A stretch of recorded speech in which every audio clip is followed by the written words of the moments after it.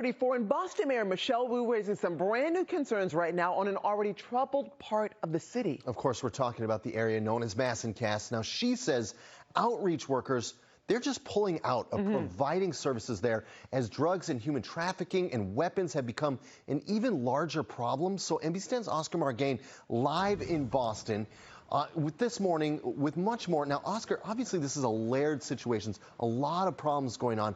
Really help us understand it all here. Yeah, Raul, this is as complex as it can get as the city is trying to respond to this health crisis in a humane manner, while at the same time recognizing that it's become increasingly dangerous for outreach workers, for EMS and police.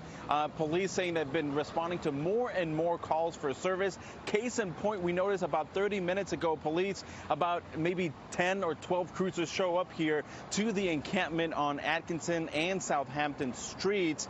Now, this call for service, we're told, did not result in any sort of arrest or report of a crime, but we'll get back to that in just a moment. This also just kind of illustrates how Michelle Wu has seen that there's been an uptick in violence here at Margain within and around the encampment, where human and drug trafficking are a common occurrence. The Boston Police Patrolmen's Association telling us that they typically have 10 officers here covering this area about 24 hours a day, officers that have raised concerns about safety after responding to more than 5,000 calls for service since the start of the year. Now, the association says that last week alone, police confiscated 3 guns, a machete, and a hatchet after a woman was reportedly stabbed multiple times.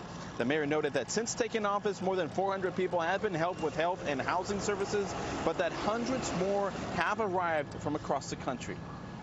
We need to make sure that, particularly in this moment, that the tents and tarps, which are often concealing some of the trafficking activity, drug trafficking, human trafficking, it is making that situation additionally unsafe. Now, the mayor, along with the city council, say that they're working on a new strategy to address this issue. It's unclear what that would entail and when it will be implemented. Now, again, back to that call for service here earlier this morning. Boston police telling me that, again, no reports of a crime here committed. They were just checking on a situation after getting a 911 call. Reporting live in Boston, Oscar Margain, NBC 10 Boston. Okay, Oscar.